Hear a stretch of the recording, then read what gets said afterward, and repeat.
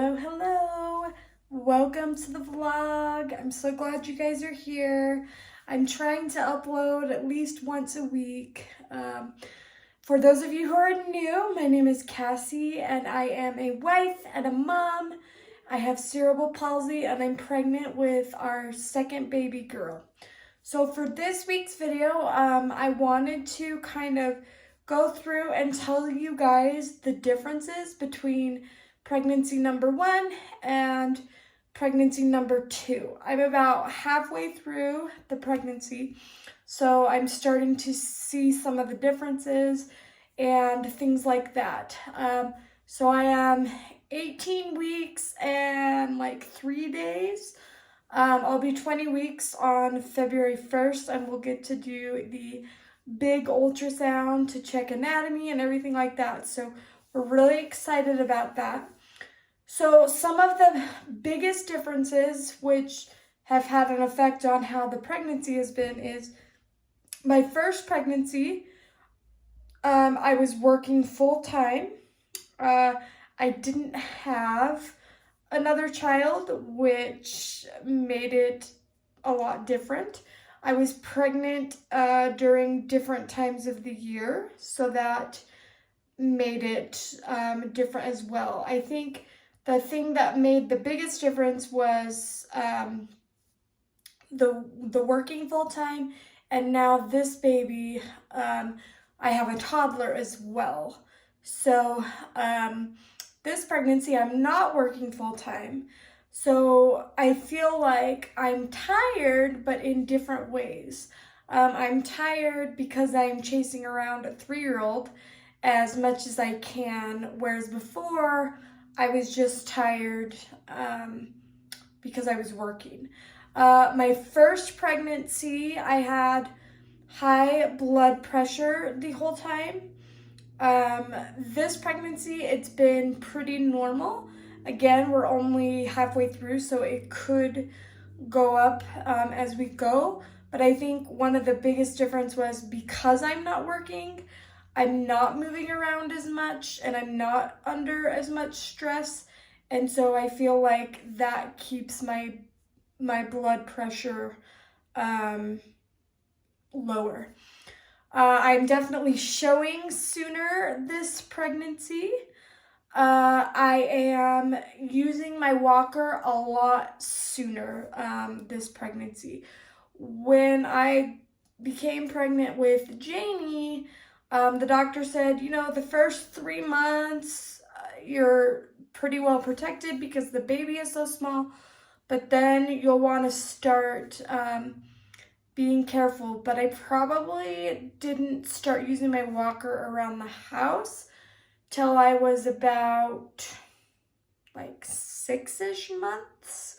Whereas now I've already been using my walker because first of all, I'm older. I'm 3 years older. And so I think my body is having a harder time with this pregnancy as far as my balance is a lot harder. Excuse me. It's a lot harder to keep my balance this time around. I'm a lot slower at moving this time around. I have shorter breath this time around. So just these little things are different. I think my body also knows what it's doing a little bit better. So there are some give and takes, but I am using my walker more. I'm using my body pillow a lot more. My first pregnancy, I had carpal tunnel, and I've already started experiencing that again. So I wear a brace at night. Now, a lot of these things don't have anything to do with cerebral palsy, but a lot of them could be unique to it, as far as like every mom is tired when they're pregnant. Every mom, it's hard to move around the more you're pregnant, but I would just probably times that by 10. I don't know, that might be dramatic. I don't know. But everything is going to be amplified with cerebral palsy or with a disability. My first pregnancy, I also had gestational diabetes. I'm actually I'm going to get tested at my next appointment. They usually test you at 28 weeks, but she's going to test me at 20 to see, I mean, if my levels are fine, then she'll test me again at 28 weeks. But if they're already high, then we're just going to get a jump start on the diabetes. And again, that has nothing to do with the cerebral palsy. It's actually dependent on the placenta of the baby. I'm trying to think what else. Oh, my first pregnancy, I had restless leg syndrome. I had it before, but it definitely got worse as pregnancy went on. And you can have restless legs whether or not you have cerebral palsy, but I think my cerebral palsy made it worse. I think that was probably the worst part of my pregnancy was the restless legs. It was impossible to sleep. I don't know if any of you even know what that is, but it's like your legs just can't stop moving at night, and it's really distracting. About 30-ish weeks of my last pregnancy, we were able to up my dose for the restless leg syndrome, and so that was helpful. Some other things, as of right now, we're still planning on a C-section. Again, that's not necessarily cerebral palsy related. I'm just really small, and they're worried that the baby wouldn't fit through the birth canal, and they don't want me to go through laboring for 12, 20 hours and then have to have a C-section anyway. So we're just planning on a C-section. I had a surgery when I was young on my spine, so there's a lot of scar tissue, so they weren't able to do the spinal, and so because of that, I had to go under, like all the way under, and be asleep while they were delivering Janie. And apparently, at least the hospital I go to, if you have to go all the way under, your husband cannot be in the operating room with you. So neither of us got to see Janie actually be born, but the staff was really good and took some really good pictures, and then nobody was allowed to hold her until I woke up, and I was the first one to hold her. And so that's just something we're planning for, just to have a C-section. I don't want to damage anything or hurt the baby or put myself in danger. I am falling a lot more, which is why I'm using my walker more so I don't fall, but I'm already noticing that I'm falling more, and I think it's just because my body's like adjusting, and it's tired and it's old. So 3 years can make a big difference when you're, in your mid-30s. And again, I think having a toddler makes me more tired too, because you can't stop being a mom even if you're pregnant with another baby. And Janie's still young, so she doesn't necessarily understand like why she can't always sit on mommy's lap or different things like that. I do really try to bring somebody with me to my doctor's appointments so that I don't have to use up the energy. So I will take my wheelchair to my doctor's appointments, or basically anywhere where somebody else is going to be with me. I will take my wheelchair just to save energy. With COVID, it's been hard because they only allow right now, at least where I live, they don't allow anybody to go with you to your doctor's appointments. So I had to advocate for myself and say, no, you don't understand. I have a disability and I need that support. And I need them to help me. So they were able to do that. So make sure with all the different changes with COVID and all those things, you guys are your biggest advocate. So you need to stand up for yourself. You need to tell the doctor what you need, what's best for you, but also listen to the doctors because they know what they're doing. Unfortunately, my doctor that delivered Janie, she ended up moving, so I had to get a new doctor, but I got lucky enough, and the doctor that I have now, I saw a little bit during my last pregnancy. And so she was aware of what's been going on.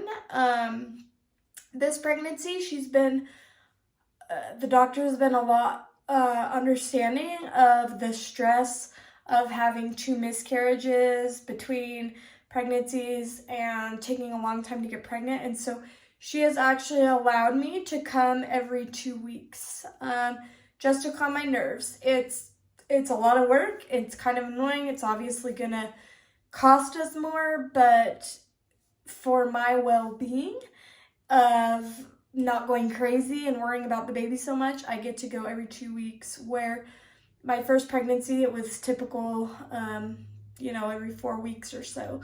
And I have been able to see the baby every time. So that is fun as well.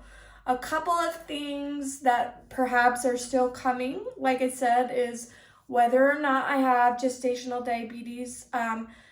Towards the end of my pregnancy or the last 2 months, I had to do non-stress test. I had to go once a week for a while, and then I think they had me go like every day. And part of that was because my blood pressure was high, and they just wanted to make sure that the baby was doing well. So I don't know, I'll probably have to do that a little bit. I'm not sure. So that's something I'm gonna have to wait for. Obviously, I don't know how recovery is gonna be. A lot of people I talk to that have cerebral palsy say that the second C-section is easier, as far as you're able to get up and walk sooner, different things like that. But I wonder, with having a toddler, if that's going to make a difference. I am going to do a video later about my favorite products that I use when my baby comes that help make it easier. And having a 3-year-old is not bad, because she's old enough to help mommy, and she goes and gets things and put things away. And so we wanted our kids close, but now that I think about it, it's been nice that they're going to be further apart. I'm trying to think what else. I was sicker with this baby. I didn't throw up in either pregnancy, which was a blessing, but I was more tired. And again, I think that's because I had a toddler. And like a couple weeks after I found out I was pregnant, I actually got COVID. And so it was hard to tell if I was feeling gross because of the COVID or because of morning sickness or whatever. But other than that, it's been fairly similar. So that is the vlog for today. Please, if you guys are someone with cerebral palsy or someone just curious about things, please ask questions in the comments. Give me ideas of some other videos you want me to do. You can follow me on Instagram or TikTok or Twitter. All of my handles are Cassie B. Davis on all fronts. But if you have questions or thoughts on videos or information, leave them in the comments, and I'd be more than happy to make a video about it or do a live stream about it. And stay tuned for our next pregnancy video. We're going to do our 20-week ultrasound, so I'm going to try and get some of that footage and kind of update you on what's been going on since then. So hope you like it. And again, if you're new here, don't forget to subscribe and give the video a thumbs up, and we'll see you next time.